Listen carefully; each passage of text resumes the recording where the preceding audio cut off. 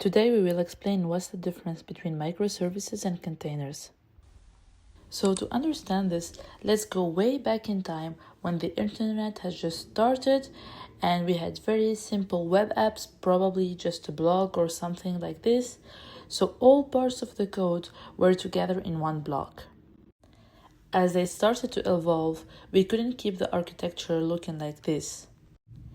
And this is what we actually called monolithic applications, where all components of the app are under the same piece of code. So to move a little bit in time, around 2007, Microsoft announced something called three-tier application, where we separate the app to three parts: the front end, which is user interface, the back end, which is server logic, and database. This has become the architecture of most apps and is still the present for very simple web applications. But during this period specifically, the era from 2007 to say 2013, apps started to become even much more complex. I mean, if you remember the first version of Facebook and the version of 2013, they were very different. In here, if I remember correctly, we just had the profile, the feed, and some posts inside the feed. Nothing in 2013, where Messenger already started to be something separate from the Facebook app. We had groups, ads, etc. We had so many things, which means even something like this, the three-tier build, can no longer be useful. And you can kind of sense here that these parts are logically different. So, between 2013 and 2015, we have already started to separate each feature logically in a different piece of code.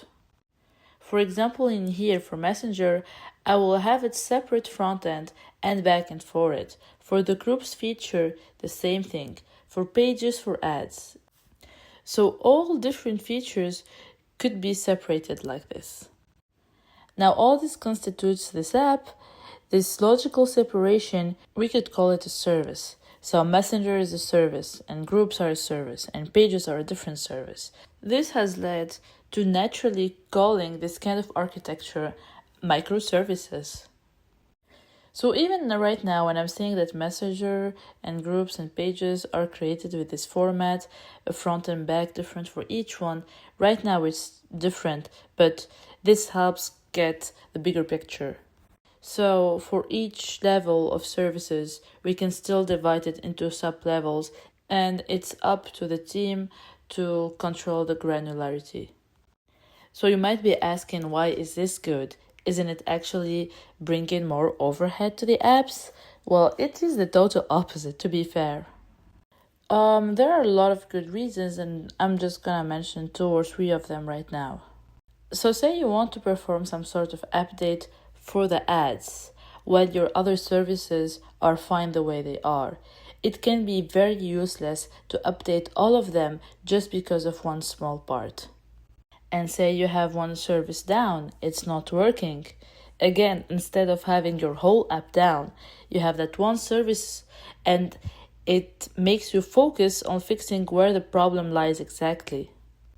Another good use of microservices is that not all app features are that important, and I am pretty sure that there are some existing parts of web application, very famous one, that I will continue to use Facebook, for example, here, that you have not used. If you're not running pages, for example, then this feature is not useful for everybody. So the number of users you have for each service can differ in order to achieve something called high availability, which is basically saying my app won't crash with multiple users. You can have some way to duplicate your most used services. So I can have just one running service for pages, but if ad service is way too important, then I can create 2 of it, for example, and this is how the app would look like. Right now you can ask me, what happened to the database? I mean, it feels like something important, why didn't we talk about it? Well, the reason is that the database handles data, as its name says, and there isn't actually a business kind of like service. So the strategy for creating and having multiple databases is different from what we are seeing right now. And just to give you a very simple overview about database strategies, in the most simple way, I can have one database service that will handle things like creating new users or inserting more messages. Things like that, we call it a write database. And if I won't be adding anything new to the database and I'm just going to retrieve something or read, we call it a read database. And usually we separate the read database from the write database by keeping these copies synchronized, and we can have multiple instances of the read database but not from the writing. Again, why not? This is to protect our app from something called data corruption. I know I may be giving you too much information, but I really want to give you the complete picture, so this is very well explained. So now you get it. Microservice is a way of development. It's an architectural concept. Well, now we can come to containers. Again, let's understand how everything started to know what's the deal with containers. Say a developer is creating the app on their computer. Well, the developer has probably installed some things on his machine to be able to run the application correctly. We usually call them packages or dependencies. When the developer passes that application to someone else having a different computer, they usually only pass the code. And what happens is that it can fail, because we cannot guarantee that the other computer has those packages and has those specific versions sometimes. So the idea was that we take the app and we create an immutable system for it to live in, and we deliver that instead of just delivering the code. Now, even if you're on a different computer, thanks to that immutable system, that is the container, our problem has been solved. Now again, to have the complete picture, before containers people used virtual machines, but containers are much more lightweight than VMs, but this is a whole other dilemma, I just wanted to mention it. So the most famous container service is Docker. Now let's go back to the first question. What's the difference between microservices and containers? I mean, well, now you know it. They resolve two different problems. Containers are a type of technology, while microservices in our architecture, a paradigm I would say. Why are they interchangeable? It's because it has become a convention that we're going to put each microservice into one container to have an efficient way of development. The question here would be, then can I have a monolith app in a container? And the answer is yes, you can do it.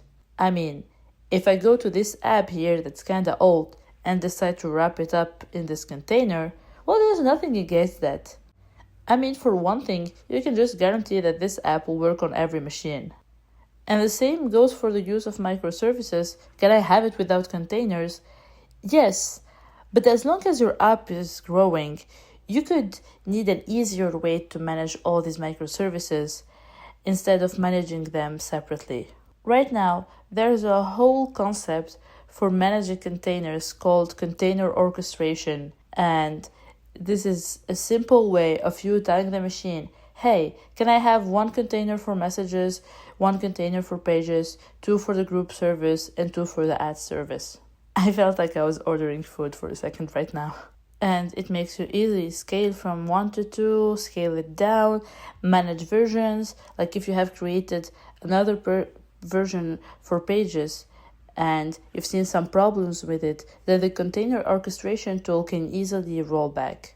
So all this has made these two concepts very interchangeable. If you have been on my channel before, you would have seen that I have created a chat app and a login service. Using all that we have talked about, we can combine them to have a full app very close to something like the beginning of Messenger if we connect the two services.